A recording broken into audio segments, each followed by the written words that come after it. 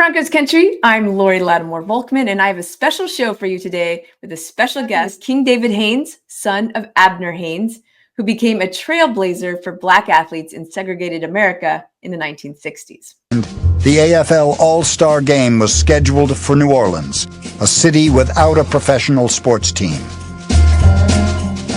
Black players soon discovered that New Orleans' red carpet was for whites only. We were the last athletes or the last guys you want to try to intimidate. Growing up mostly in Texas, Abner Haynes was an early star in high school and college before joining the American Football League in 1960. At every level, he was one of the few Black players integrating the teams he was on. His blazing speed and raw talent made him a necessity for teams that wanted to win, but his skin color always made him an outsider. Until the 1965 All-Star Game, when Abner Haynes decided to stand up to the inherent racism he and fellow teammates were constantly putting up with. It says, okay, we're not going to play, right? We're not going to play. So Abner Haynes said, now don't let me go home and turn on TV and see you guys playing. That decision he and 21 others made to boycott that game was the beginning of a new era in professional football, as the league was forced to reckon with its treatment of Black players. And I think then the question was the AFL going to scold them, go ahead and play the game without them, or were they going to support their players? And to the AFL's credit, they stepped up and supported their players and moved the game to Houston. The fourth annual American Football League All-Star Game, switched from New Orleans due to a racial incident, attracts a slim crowd of only 15,000 to Jepson Stadium in Houston, Texas. It was still years later before he was able to really see the impact. My general manager, Mr. Stedman, telling me, well, Abner, we don't condone what you did in New Orleans, and we think you led them. They wrote me a letter, 2-page letter, explaining to me how a football player's role is not to help his people. All I'm supposed to do is to play football and keep my mouth shut. Within 2 days, 2 or 3 days, I was traded to Denver. But his actions did advance progressive thinking in sports, and he was able to witness it before he died last July. I'm more concerned with being a good dad. And my son's not here, and 20 and 30 years later, how I chickened out and didn't have no backbone. It was time for some men to stand up and be counted.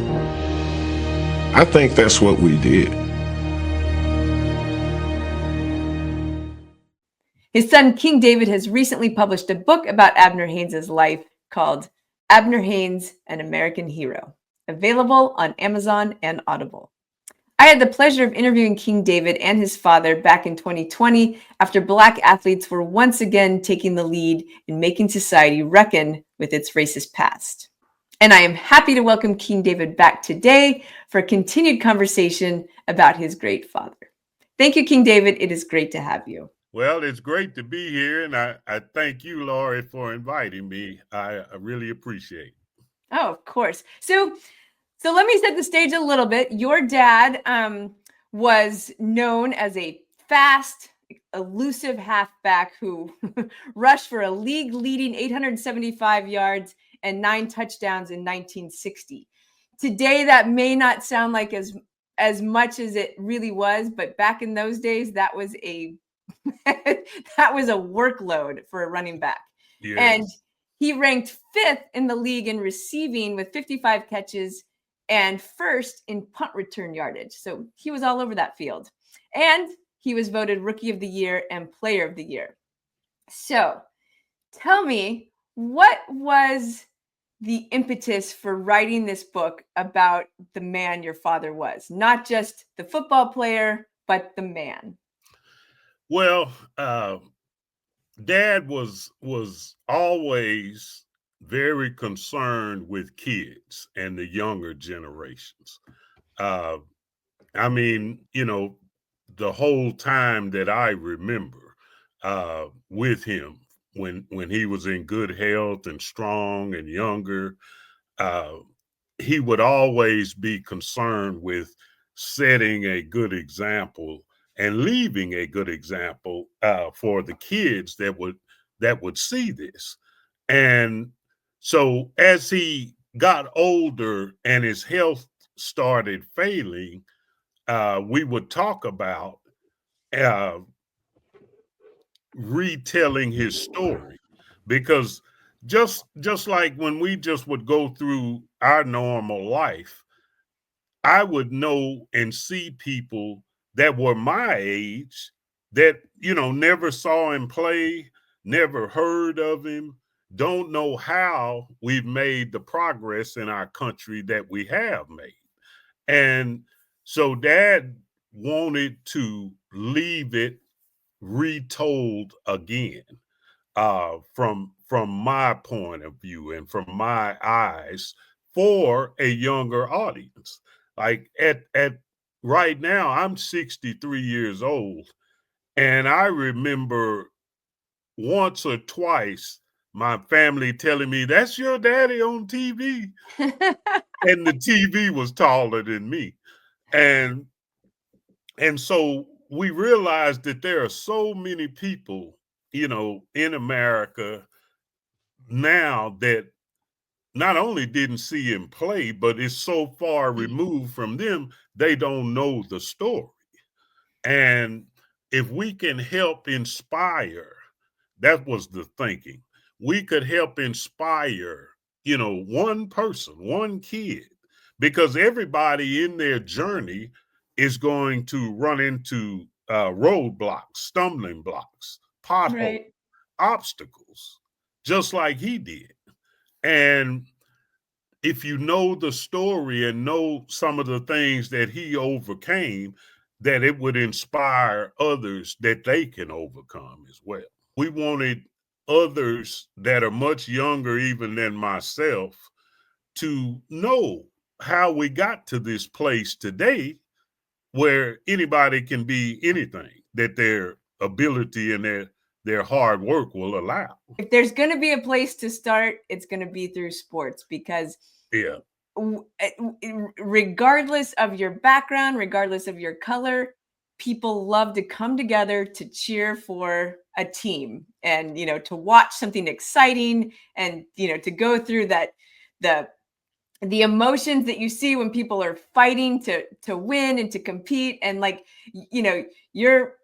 your fellow fan is your brother in arms, regardless of what their background is. What your dad did started a lot through his football. He was one of the trailblazers there, but he was growing up living through situations and recognizing that this isn't normal to be hiding under the bed while Papa Dad is, dealing with the KKK, right? Yeah. I mean that, and so he, early from an early life, he was seeing how society was working, and you mentioned in the book, as as you narrate that he, there are a lot of situations that kind of prepped him for the next stage of Yes. what he was going to do, whether it was going to a high school in a bigger city, whether it was then going to college and having, being one of the only Black players on the team, whether it was going to the pros. So it all started with your grandfather, didn't it? Yes. This is why it's so important to write this story, because it wasn't just, sent down, that Abner was so much greater than everybody else. He certainly had talent and abilities, but the story began way before that. And we called him Papa Dad. That was my grandfather, and he really was something. But the church was so instrumental, and that developed in my dad the idea of serving others and serving his people, trying to help bring us to a better place. And his story is just the perfect example of when opportunity meets preparation. And because the church had prepared them, They had gone through all kind of individual incidents, which led him, when he came to North Texas, he was not expecting fair treatment. He, he was not going to be offended by being called names and racial slurs and things that other people would try to use to make him react. And where another guy who didn't have that upbringing in the church might have reacted or snapped or done anything. But it was so much a part of his life, and he used it. He used the teachings in the Bible. What North Texas did, allowing the first blacks to try out for the team, they were 9 years ahead of SMU, who had the first black player in the Southwest Conference. Right. And they were 15 years ahead of the University of Texas. So, yeah. And so if my dad had a went there to North Texas and been hard-headed, uncoachable, wouldn't listen, I don't even want to say all of what's possible that could have happened, but he was prepared. So because it worked, there are a lot of people that weren't for this and wanted everything to remain as it had always been. But because it worked, the next year, North Texas opened up a little more to give more, several more blacks a chance, and a little more the year after that. So there are even, forget sports, there are students, engineering students, lawyers, nurses, all kind of people that benefited because he did this successfully. And it just kept rising from there until, the mainstream could no longer deny. Because, they had all of these myths. Black people couldn't be on time. They wouldn't work. They can't be trusted. All of these things were demolished and destroyed because he did this successfully. A lot of them were from Denton, where the University of North Texas is. And so even though he couldn't eat on the campus, because he was black, right? He was not allowed. He was black. He would have to go to the 2-a-day practices, and it's 1,000 degrees in August in Texas. So they would do the morning practice. The white guys just go up to the athletic dorm and eat. He would have to walk across town back to the black part of Denton to find anything to eat, because it was illegal to eat on the campus. And he certainly couldn't sleep there if you can't eat there. So, but he had Aunt Essie that owned a cafe in the black part of town. And Papa Dad was secretly, giving her money every month so Dad could eat. And so if it had been a young black man from Houston or San Antonio or somewhere, he wouldn't have had that ace in the hole in Denton that allowed him to not let the fact that he couldn't eat dominate and knock him off course. It was just one more of the practical areas that hadn't been addressed. But because the Hayneses had family there in Denton, it just was the perfect person to take this on. There were people, white people, that were ahead of the masses, thought differently about these things. And one's name was Zeke Martin. And Zeke Martin, I knew myself. And, he was one of the leading businessmen in Denton and owned restaurants. And he was solidly in my dad's corner from the beginning. Dad wanted to get tutored in English. I think this was after his sophomore year. And and a lot of people had come over to his side because they could clearly see that whatever he is, he can help us win. Yeah, he had an English professor that had agreed to tutor him, and he would go after the practice and doing whatever he had to do for the day, and he would go to her apartment to be tutored in the evening. Well, the building manager found out about this, and he stated to her that he was going to put her out of the building because he could not have a white woman alone in a room with a black male in his building. And it broke that up. But the professor simply moved it back to her office on the campus instead of, agreeing with that kind of thought process. Yeah. The president of the school was named J.C. Matthews, Dr. J.C. Matthews. And Dad always would tell me that first year, the first few weeks, he would come to practice every other day and sit in the bleachers. And everybody knew who he was. But in other words, he wanted Abner to be given a fair shake. If we're going to do this, and they did, and he was there making sure they saw him and that he was monitoring everything, and that helped. Yeah. That helped because he's the leader of the whole university. And I recall from the book, you tell the story that he and the coach, right, of that team told the players who were a little reticent of having black guys on the team, that you will say no,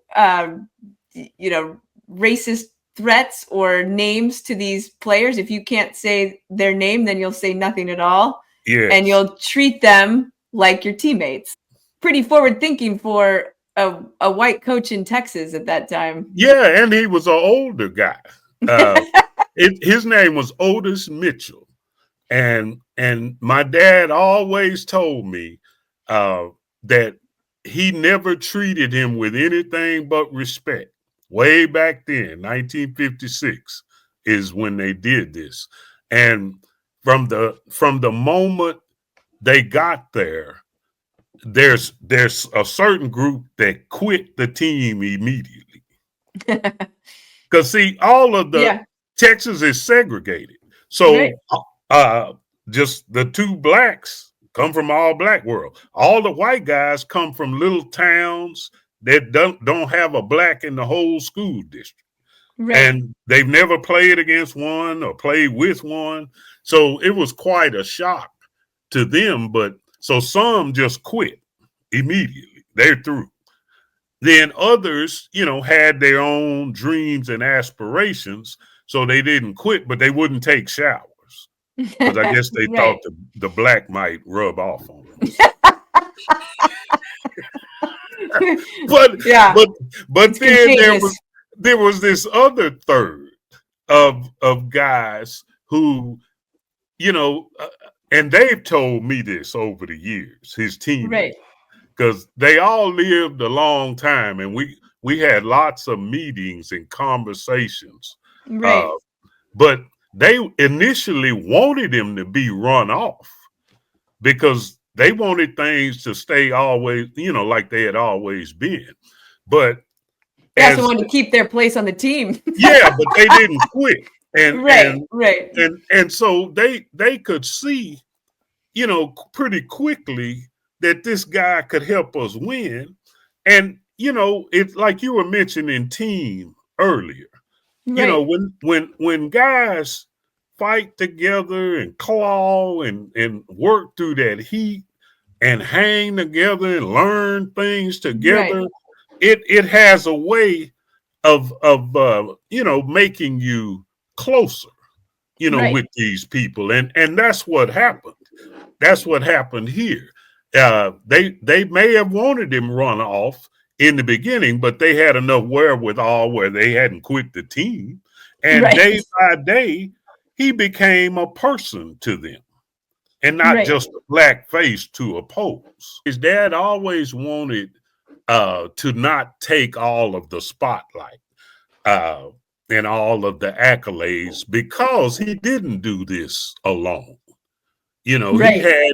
he had these teammates and they were truly brothers. And I think it's so interesting, and this is what I loved about the early part of the book, because it was the stories I didn't know really, is Yeah. it's so clear how all these different things were prepping your dad to be the trailblazer he ultimately was. He was in that role virtually every step of the way. And even as a kid, I mean, there were, I do have to say this story has nothing to do with that, but I just think it is so great. It's my favorite part of this, is that his sister was the toughest one that he played against, right? As a kid when he was playing football, and he's playing with his older siblings who made him tough and helped him as he transitioned to a bigger high school in a bigger city. It made him tough when he had to go to college, made him tough. But it was his sister, right, who was the toughest, the hardest, the fastest. I love that. That was we call her Aunt Chi. You know, when your little kids, the girls play too. Yeah. And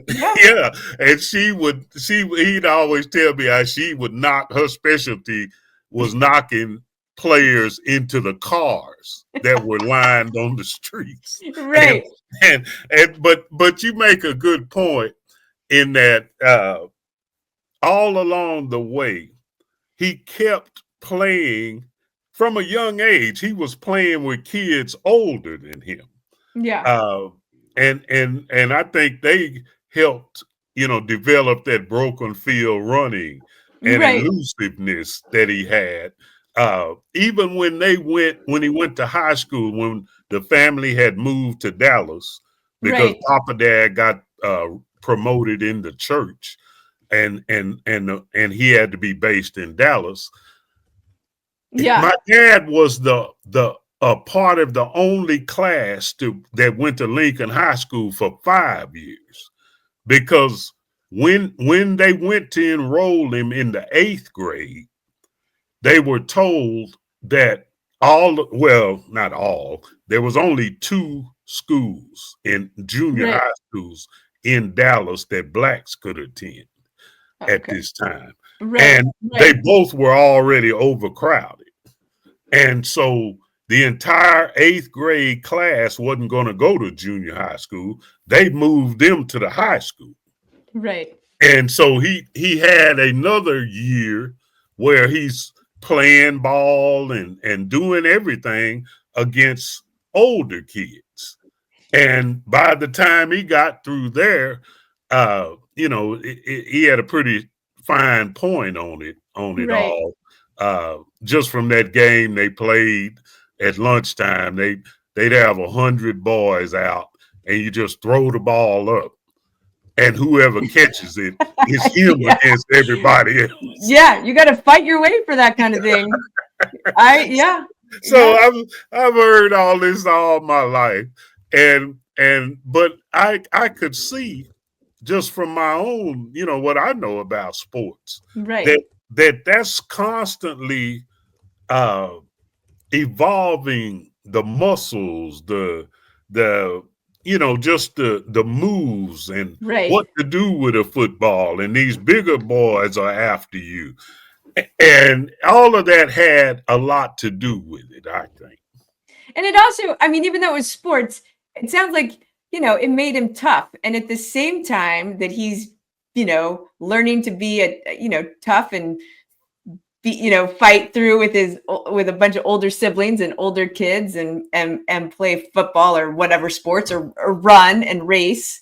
He's also got this influence of his preacher father, who at some point he was head of a lot of churches, right? He wasn't just one church.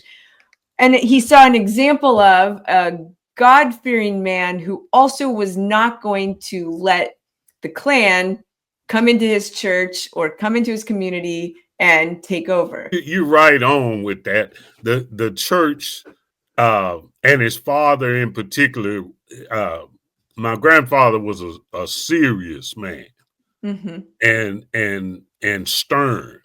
You know, we used to laugh about he really didn't play a lot.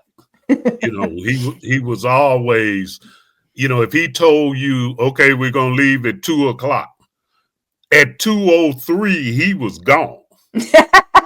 He's the one who would come out dressed in his tie, right? At the very beginning of the day. Yeah, he would come out of his bedroom in the morning, fully dressed, tied off, and I never really saw him any other kind of way.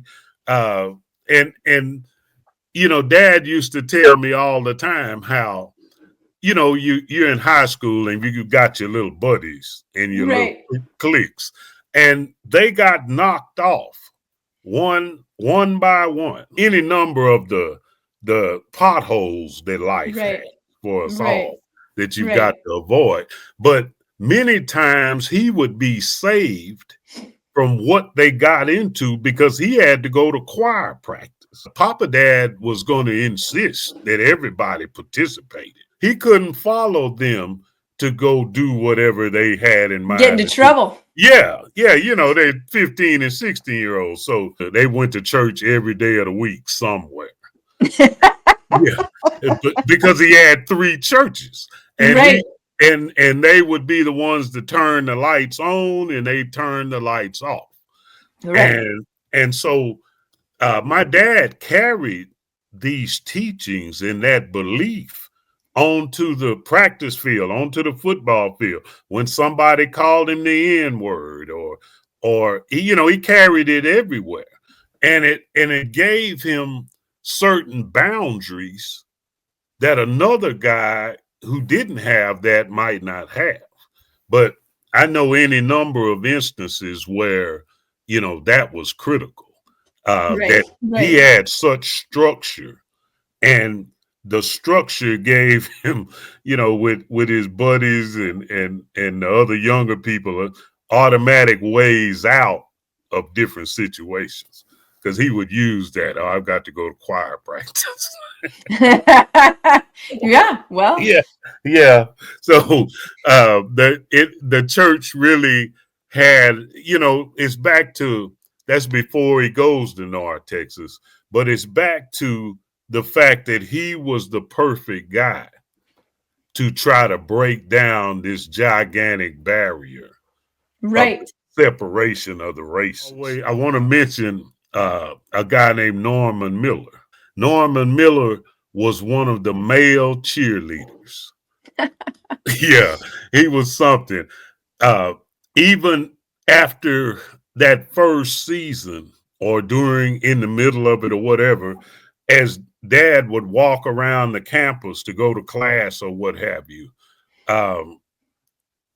pretty much, you know, whites didn't fool with him.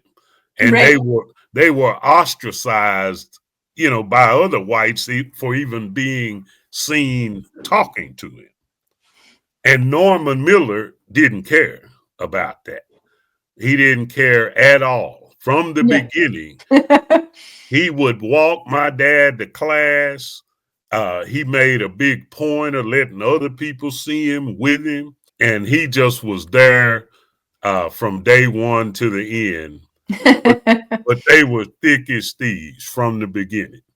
And these are the people that he would want to celebrate and highlight. Probably some of those relationships like that one and the ones he had developed, sort of through his high school and college career, and the support he knew he had from family and the church that gave him some of that confidence to be the leader he became in the situation we're going to talk about now, how he led the group of 21 players in the AFL to boycott the championship game in order to stand up for their civil rights. It's 1965. He's been in the AFL for 5 years. As Rookie of the Year 5 years before that. Major accomplishments throughout that time. So he's seen as a leader in the football world. It's not every person who could put their livelihood on the line, essentially, knowing that the outcome might not go your way. Lamar Hunt was a genius at marketing, and they would stage games in big cities that didn't have an NFL team, fighting for the fans. Right. And But New Orleans wasn't that much different than a lot of other cities, yeah, than other particularly in the places. South. Yeah, it definitely, you didn't get a free ride in Houston or any of these places. Him and Clem Daniels. Clem played for the Raiders, Oakland Raiders at the time, and he was selected for the All-Star game. But he's from McKinney, Texas, which is basically just a big part of Dallas now. DFW, just north of Dallas. So Clem was going to fly into Dallas first so they could go on to New Orleans together. Right. And from the minute they landed at the airport, they couldn't get a cab. Right. They were flagging cabs down, but the cab drivers would zoom right by them and to go find a white person because they didn't want to have to ferry a black guy around. So my dad and Clem see what's going on, and they finally find a black man with a car, and he drives them to the hotel. And from the minute they walked in the hotel, he tells how there were a contingent from the Buffalo Bills that approached him, and they start telling how they were denied service and the racial slurs that were hurled at them with the denied service, and all these other stories from the other all-star players. Right. They were all pretty upset. And my dad tells me how he, Ernie Ladd, and Cookie Gilchrist, and there was one other, but they wanted to go up to his room and talk about it privately to not incite any of the other players any further. Right. And so, they had elevator operators back in 1965. And so they get on the elevator to go up to his room. and a white guy gets, he's going to take the same elevator. Right. And the elevator operator turned around and told them, he said, "You 4 monkeys get in the back." And Dad says it was all he could do to keep Ernie Ladd from tearing the guy apart. And Ernie Ladd was 6'9" and like 400 pounds. Yeah, you've got some gumption if you're going to do that to 4 players, 4 professional football players. You're going to call them that? Yeah. He really was full of himself, wasn't he? Well, and he feels comfortable enough to do that because he knows there's not going to be anything with police or any kind of reprimand from the hotel, or this is the way we do them. And that's just the way it was. But, this is on the heels. Think about, because my dad used to always tell me how they might have had a great practice, maybe a great game. And then he would, and they were a team. These guys were tight, whatever color they were, because they were a team. Right. He'd come home and turn on the TV and watch black people being shot with water cannons and having German shepherds sicked on them and drug out of here and just mistreated, daily.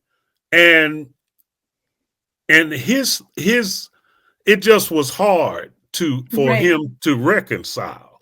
And the thought at that time, he's blessed to be a professional athlete, and you should, just enjoy the perks and the privileges that come with that and keep your mouth shut about how we do the rest of these blacks. And this is a guy whose family had been leading black people since he was a boy. He's seen his father, uncles, aunts, all fight for a better day for Right. us. And so he wasn't going to hardly be able to do that, to just get his and keep his mouth shut.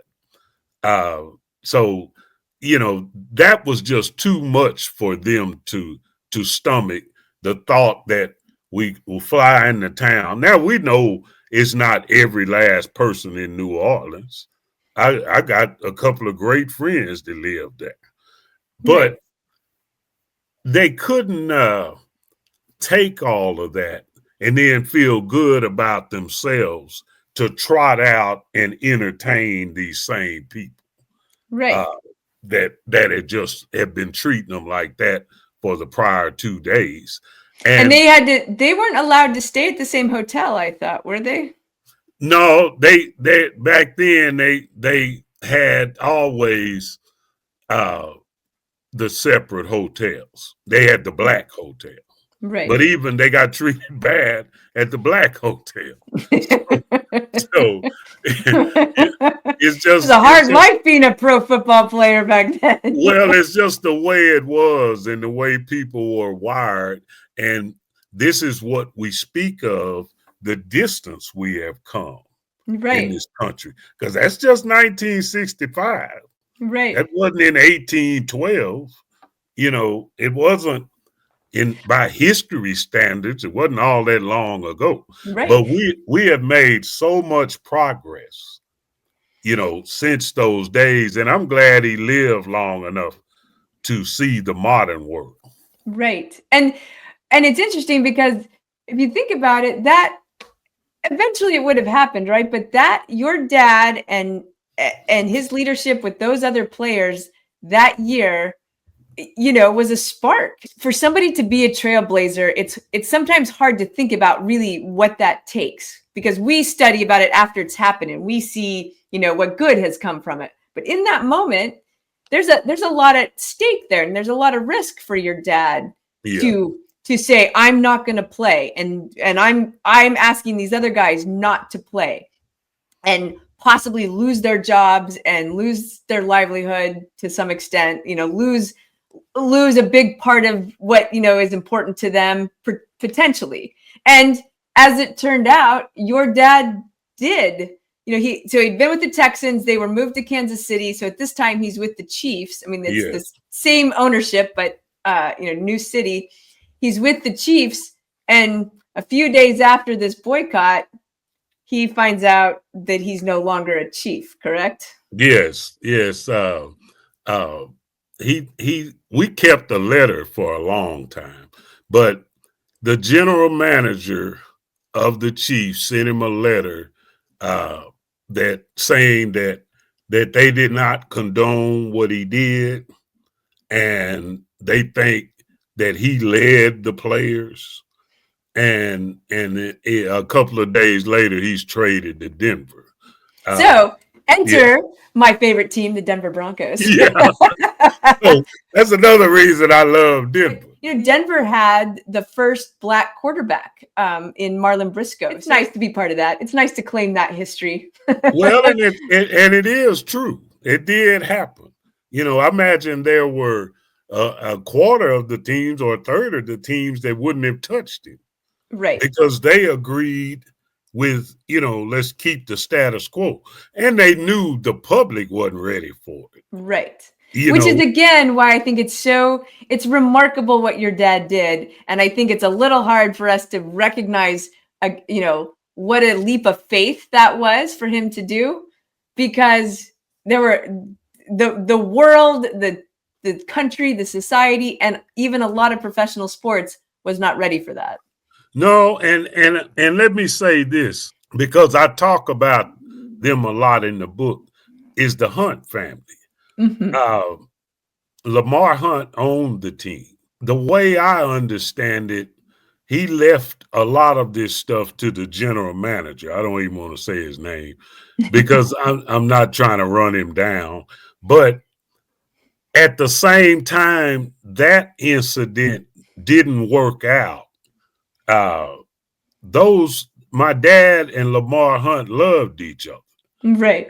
And the Hunts had already done things that were very positive for my dad. Even Lamar's father was H.L. Hunt. Mm-hmm.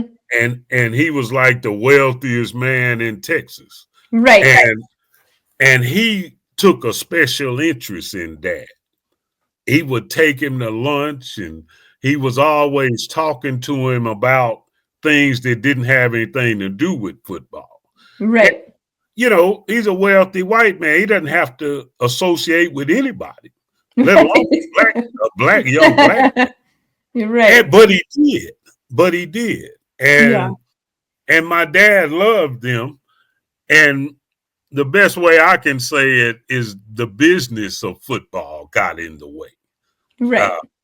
And so I don't want to criticize the Chiefs too much, because while that didn't work out, a lot of other things did. Right. And Right. they were there for him even after he finished playing. And I think sports just leads the way so many times Yeah. because of that aspect of team building Right. and working together, sweating together, and you can see it yourself that Right. this guy could help us. Even if I had reservations about it, I came here to win. Right. It's a game. And Yeah. so the sports helps you look past the superficial. That's right. Does this guy work hard? Does he chicken out under fire? All of these kind of things. You know, I just I'm like you. I just know sports has really taken the lead in bringing the country to a better place. So your father passed away last July. Rest in Yes. peace. And Yeah. he, what would you say was kind of your father's greatest joy about his time in football and watching it, since, or being a fan of it after being a player in it? The greatest joy he had playing was when they won the 1962 championship. After all he had been through in college, Yeah. being the first so many times, being singled out to eat out back or in Right. the kitchen, and nothing derailed it. Nothing derailed him. Right. I'm sure there were days he may have even, cursed somebody out once or twice, but nothing was able to get him off of his main mission. Okay. And so he gets to the Chiefs or the Texans first, Dallas, Right. Texans, his rookie year. And they spent 2 years there. And I remember the first year in Kansas City, there were 3 blacks on the team. That's all. Yeah. 3 on a pro team. And there were still teams that had 0, none at that time. And so to see the movement, Mm-hmm. to see sports and then, like we spoke of earlier, accounting, engineering, lawyering, nursing, doctoring, to see these things go from what color you are, and we artificially exclude all of these, to based on merit. Right.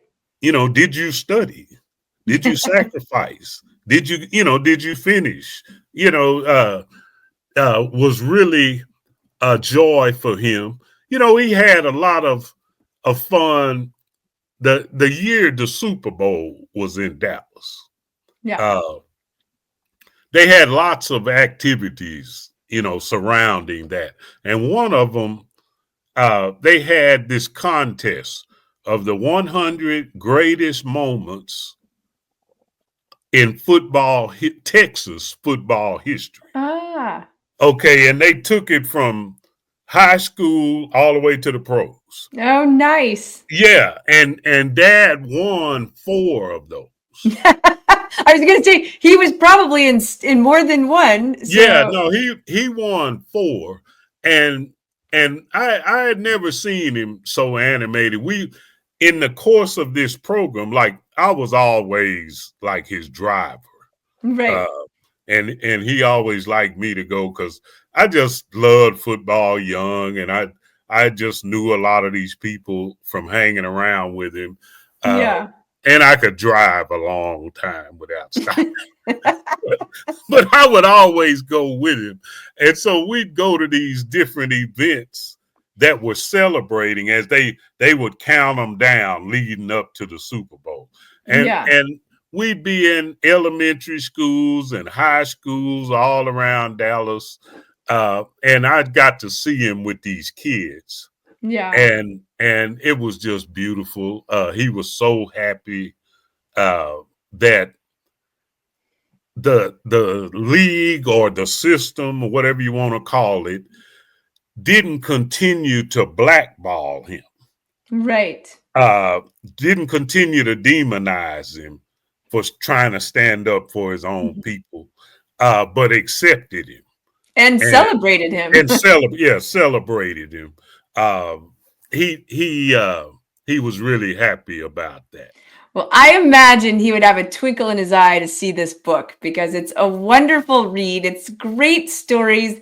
And as I have said over and over today, I love how the background really shows how his whole life was leading toward the moments at the end of his football career, which as an adult, or as a retired professional football player, he was able to look back on and really see the what his efforts brought about and the change that he was able to help bring to professional sports and ultimately to America to some extent. So thank you for being my guest today. I love talking about these stories. I loved getting to chat with you again.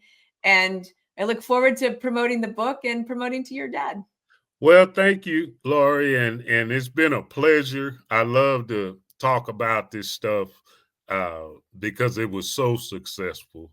And, he swam against the current. It's all a matter of the time that he came through. And it's all successful and it all worked. So I just love to tell his story because I know that's what he wanted. I think about some of these great players now, just even guys, 5-star recruits coming out of high school. To them, the world's always been like it is now. But Right.